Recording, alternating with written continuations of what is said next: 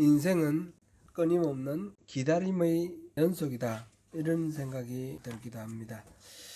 어린 시절에는 얼른 어른이 되기를 기다렸고, 방학이 되면 개학을 기다리고, 개학이 되면 또 방학을 기다리고, 친구를 기다리고, 또 사랑하는 사람을 기다리고, 원하던 직장을 기다리고, 또 하나님의 자녀를 또 주시기를 기다리고, 이런 여러 가지 기다림, 그 기다림 중에 어떤 기다림은 설렘으로 가득 차 있고, 어떤 기다림은 아쉬움으로 가득 차 있고, 다양한 것 같습니다. 강윤원 권사님이 모친이 또 유독하시다 하셔서 한국 가셨는데, 12년 전에 제가 어머니가 유독하시다 해서 한국 갔던 기억이 납니다. 그때 가서 의식이 없는 어머니를 뵙고, 그 다음에 임종을 기다리는데 참 느낌이 아주 설명하기 어려운 곤란하고 그런 난처한 그런 마음이었습니다. 빨리 돌아가시기를 기다리면서 또 자식으로서 그럴 수도 없는 아주 난처한 그런 기다림이었죠. 이 이민자들, 우리들의 어떤 보편적인 곤란함 아닌가 그렇게 생각됩니다. 2년 전에는 우리 장인어른이 또 우리가 방문해 있는 동안에 돌아가셨는데, 그때도 보니까 일정을 다 마치고 돌아오려 할 때에 장인어른은 의식이 없는 상태였고, 폐렴이 좀 심해졌다 그래서 곧 임종하실 거라 그런 이야기를 들었는데, 근데 비행기 시간은 다가오고 임종을 기다려야 되느냐 아니면 그냥 와야 되느냐 고민을 했습니다. 기다리면은 이렇게 또 곤란한 기다림도 있고, 또 앞서 말씀드린 대로 설레는 그런 기다림도 있고, 그렇죠. 다양한 기다림이 있지만 우리는 지금 설레는 마음으로 후임 목사를 기다리고 있습니다. 또한 그보다도 더 큰 설렘으로 다시 오실 우리 주님을 기다리고 있습니다. 주님을 기다리는 것은 많은 기다림 가운데 조금 벅차고 힘든 기다림이 아닌가 그런 생각이 듭니다.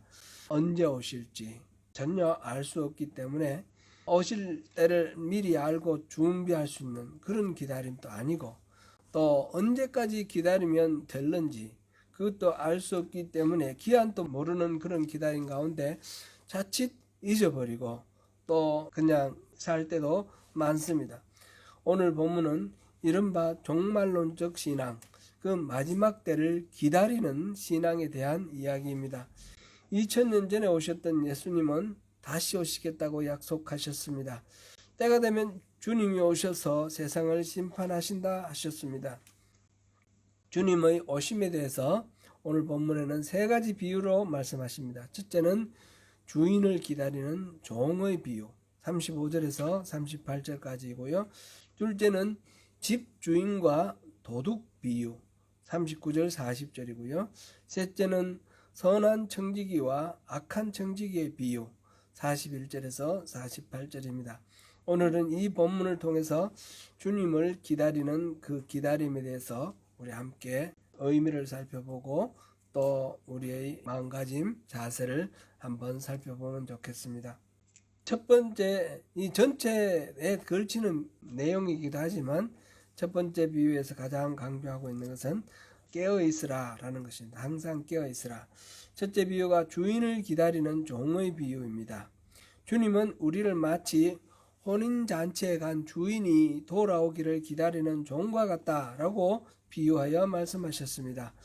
당시의 혼인잔치는 주로 밤에 이루어졌고, 하루 이틀이 아니라 일주일 또 한 달도 걸리고, 그러니까 혼인잔치에 간 그 주인이 언제 올지 모르는 그런 상황입니다. 밤중 어느 시간에 돌아올지도 모르는 주인을 위하여 종이 자지 않고 깨어있다가 주인이 돌아오면 얼른 문을 열어 맞이하라고 하였습니다. 주인을 기다리는 종의 자세에 대해서 35절에 잘 표현하고 있습니다. 35절 같이 우리 한번 봉독하겠습니다. 시작. 허리에 띠를 띠고 등불을 켜고 서 있으라. 여기서 세 가지 동작을 이야기를 하고 있습니다. 다 현재형으로 명령형으로 이야기를 하고 있는데 허리에 띠를 띠라 했습니다. 허리에 띠를 띠는 것은 옛날에 옷이 요즘처럼 이렇게 타이트하지 않으니까 이렇게 원피스처럼 그렇게 생겼으니까 허리를 동이는 것이 활동력을 높이는 거죠. 허리에 동여야지만 활동을 할 수가 있는 것이죠. 바울이 에베소 교회 선 편지 가운데 영적 전쟁을 위한 하나님의 전신갑주가 나오죠.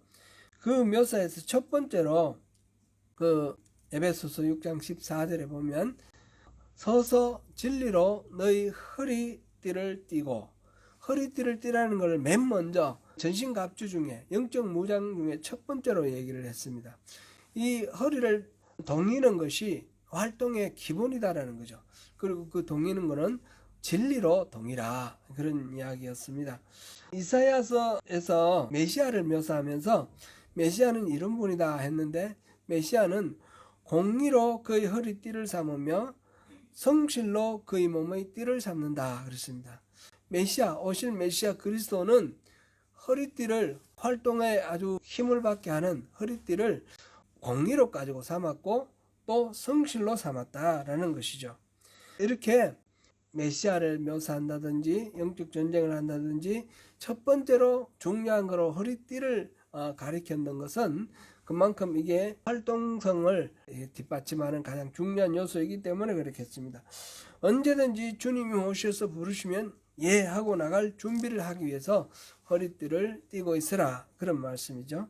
그 다음에 또 등불을 켜고 있으라 라고 하였습니다. 이건 뭐 더 이상 말할 필요도 없이 단순한 이야기입니다. 깜깜한 가운데는 활동할 수 없으니까 항상 불을 켜놓고 기다리라.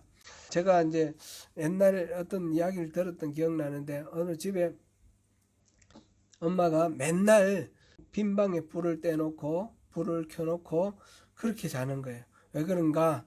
이제 집 나간 아들이 돌아오기를 바라는 엄마의 마음, 그런 이야기 많이 들으셨죠. 그런 이야기들은 드라마나 뭐 이런 소재로도 많이 사용되는데, 그렇게 불을 켜놓는 것 자체가 언제든지 와서 자유롭게 이렇게 올 수 있도록, 활동할 수 있도록 하는 그런 거죠. 그 다음에 서 있으라 하였습니다. 긴장한 상태로 깨어 있으라는 말입니다. 서 있으면 우리가 앉고 싶고, 앉으면 눕고 싶고, 누우면 그냥 잠들기 쉽습니다. 그러다 보면 주인이 와도 알지 못하고 문 열어줄 수 없는 것이죠. 그러니까 편안함을 떨쳐버리고 힘들고 어렵고 불편하더라도 그것을 무릅쓰고 주인을 기다리라는 이야기죠. 여기에 특별히 눈에 띄는 것은 37절 말씀입니다. 37절 같이 한번 읽어보겠습니다. 주인이 와서 깨어있는 것을 보면 그 종들은 복이 있으리로다. 내가 진실로 너에게 이르노니 주인이 띠를 띠고 그 종들을 자리에 앉히고 나와 수종들리라. 일반적으로 주인이 나갔다가 돌아와서 종이 깨어있다가 주인의 문을 열어주고 수발을 들면 주인은 들어와서 다 쉬면 그만이죠. 그런데 여기서는 도리어 주인이 띠를 띠고 그 종들을 자리에 앉히고 나와 수종될 것이다. 이건 일반적인 이야기가 아닙니다.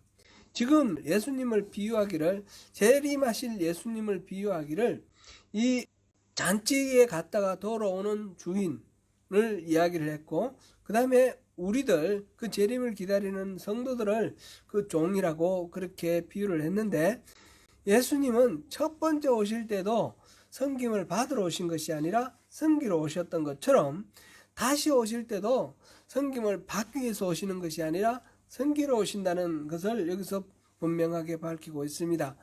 주인이 도리어 띠를 띠고 종들을 이렇게 섬기는 그런 수종든다라고 그렇게까지 표현을 했는데, 그런 자리에 서실 것입니다. 예수님께서 제자들의 발을 씻어주신 것과 마찬가지입니다. 그런 식으로 주인이 깨어있는 종을 볼 때 너무너무 기뻐하시고, 그래서 그 종을 영광스러운 주인처럼 그렇게 대접하는 그런 일이 있을 것이다 하는 것입니다.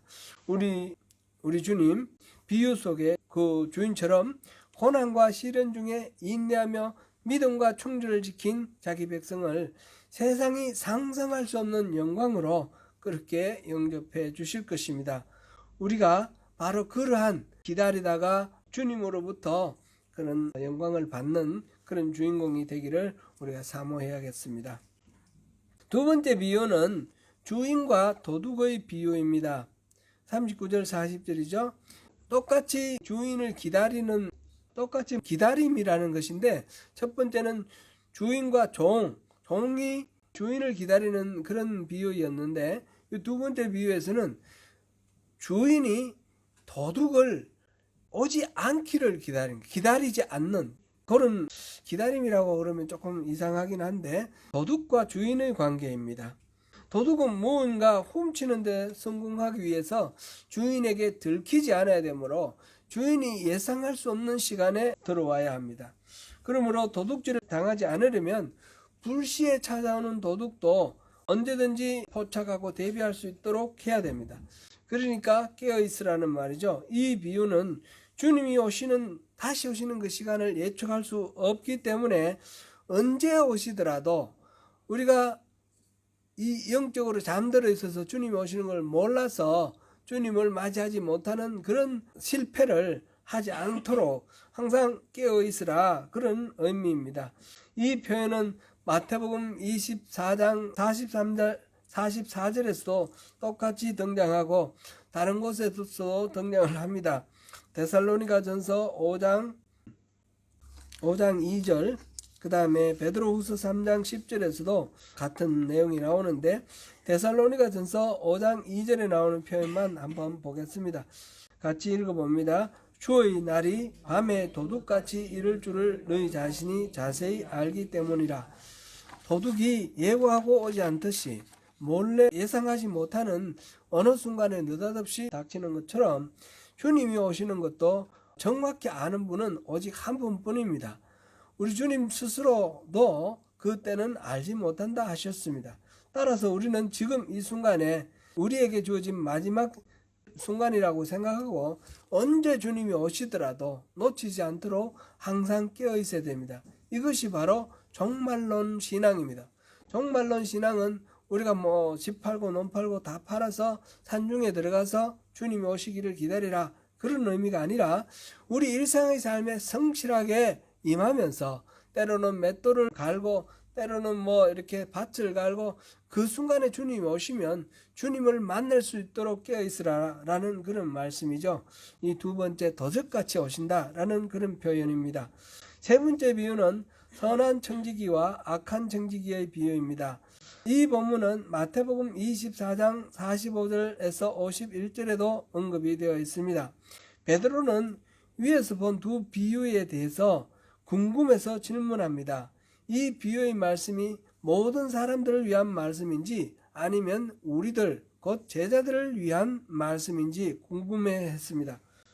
앞에 두 비유는 그냥 일반적으로 모든, 예수님께서 지금 22절을 보면 제자들에게 말을 한다고 그랬으니까 이어지는 상황이니까 제자들에게 이야기하는 것이다, 이렇게 우리가 보면 좋겠습니다. 그러나 이거는 어떤 특별한 12제자나 이렇게 제한된 숫자의 관념이 있는 것이 아니라 예수님의 가르침을 따르는 모든 사람들, 오늘날 우리의 표현으로 생각하면 그 모든 그리스도인들, 이렇게 생각하면 좋겠습니다.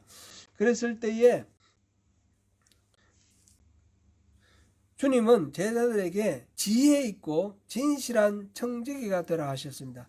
여기서 청지기는 주인을 대신해서 집안의 재산을 보유하고 중간 관리를 하는 그런 집사와 같은 그런 역할이죠. 우리 조선시대 때 보면 그 지주와 소작인 사이에 마름이 있었죠. 마름이 일종의 청지기라고 볼 수 있고, 그 마름들을 또 다스리는 그 위에 단계의 관리인 그런 사람들도 있었는데, 그런 사람을 청지기라 이렇게 볼 수 있겠습니다. 청지기는 종 가운데서, 청지기도 신분은 종입니다. 종 가운데서 다른 종들을 관리하고 또 이렇게 운용하는 그런 역할이 있는 사람입니다. 그래서 주인이 없을 때 종들에게 일을 맡아서 담당하도록 역할을 부여하기도 하고, 그뿐만 아니라 종들이 먹고 사는 모든 일들, 일상생활을 또 이렇게 질서 있게 할 수 있도록 또 양식을 제공한다든지 또 휴식을 제공한다든지 이런 식으로 관리하는 그런 역할이 바로 청지기의 역할입니다. 그러므로 지혜 있고 성실한 진실한 청지기가 되라, 이 말은 그 모든 관리를 잘 차질 없이 원활하게 모든 것들이 잘 돌아가게 할 뿐만 아니라 주인이 볼 때나 보지 않을 때나 항상 정직하고 바르게 진실하게 그렇게 역할을 하는 청지기를 이야기하고 있습니다. 이 청지기 직분을 잘 수행하면 주인이 돌아와서 상을 주는데, 여기서 표현하기를 복되다 그렇게 표현을 하고 있습니다.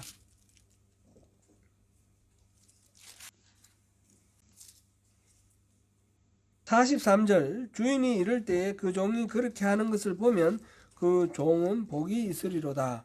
복이 있다라는 표현, 이 세상에서 청지기직을 충성스럽게 감당한 성도에게 하나님께서는 영원한 하나님 나라의 그 영광스러운 복과 권세를 부여한다라는 그런 의미입니다. 주께 충성을 다한 사도들에게는 그리스도의 재림시에 12보좌에 앉는, 그래서 이스라엘 12지파를 심판하는 권세가 주어질 것입니다. 이를 위하여 12제자들을 세웠죠. 마태복음 19장 28절 같이 한번 보겠습니다. 예수께서 이르시되 내가 진실로 너에게 이르노니 세상이 새롭게 되어 인자가 자기 영광의 보좌에 앉을 때에 나를 따르는 너희도 12보좌에 앉아 이스라엘 12지파를 심판하리라. 아멘. 이거는 이제 그때 당시 이스라엘 12지파가 있다라는 것보다도 이제 새로운 이스라엘, 모든 인류 중에 구원받은 하나님의 백성을 이렇게 분담하여 또 이렇게 하나님의 이 보좌 앞에서 이렇게 다스리는 그런 역할을 하게 될 것이다 하는 것이죠. 또한 하나님의 뜻에 순종한 일반 성도들도 예수께서 오실 때 그와 더불어 왕노릇하게 될 것입니다. 디모데후서 2장 12절을 보시겠습니다. 디모데후서 2장 12절 같이 읽습니다. 참으면 또한 함께 왕노릇할 것이요 우리가 주를 부인하면 주도 우리를 부인하실 것이라. 여기서 함께 왕노릇할 것이다. 모든 그리스도인들 성도들에게 주시는 주님의 약속의 말씀입니다.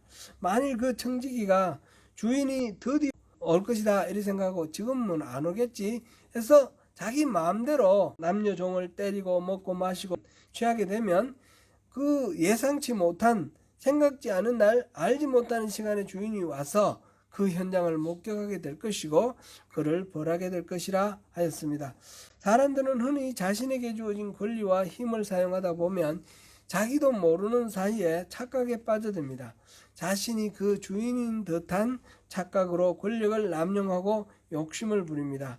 조국의 사태에서 우리가 분명히 보고 있습니다. 국민들로부터 지위를 위임받은 공직자가 자신이 주인인 양 권력을 남용하고 그 권력을 영원히 누리려고 하다가 사달이 났습니다.